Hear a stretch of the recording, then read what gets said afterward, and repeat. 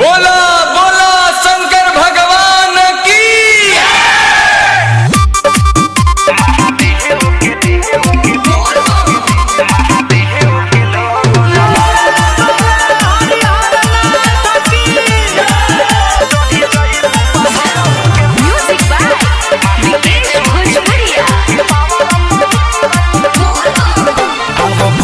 बम लिखावालो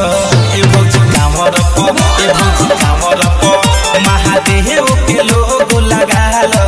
ए भौजी कामर प ए भौजी कामर प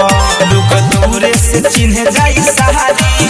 भोले बाबा के लगबो पुजारी चढ़ी जाई पहाड़ के पावर प आओ भोले बम लिखावालो ए भौजी कामर प ए भौजी कामर प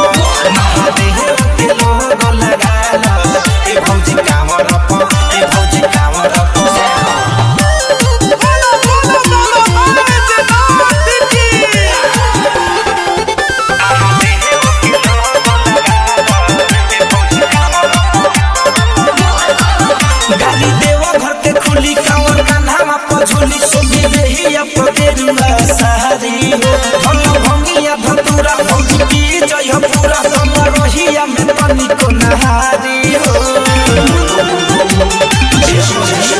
गाड़ी देव भके खुली गाँव का नाम झोली सोगी देहिया पकेरुआ सहारी हो भंग भंगिया भतुरा भौजी की जय हो पूरा हम रहिया में पानी को नहारी हो बोल बम उठा के हाथ बोला भौजी हो मस्ती में डोला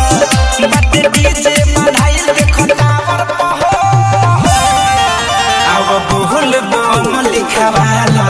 ए भौजी कामर प ए भौजी कामर प महादेव के लोगो लगालो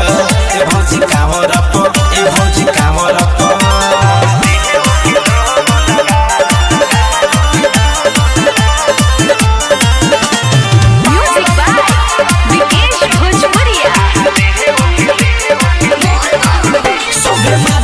बाटे बोलो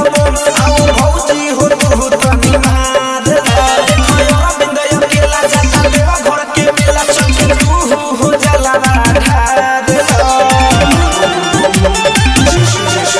सोबे मारी के चिलम बोलो बाटे बोलो बम आओ भौजी हो तू तनी मार बिंदया केला जाता देवा घर के मेला चल तू हो जाला ठार भोले बाबा के हौवे संजय संतोष तिवारी धनंजय धड़कन लिखता नाम कांवर आओ बोल बम लिखावालो ए भौजी कांवर प ए भौजी कांवर प महादेव के लोगो लगालो ए भौजी कांवर प ए भौजी कांवर प।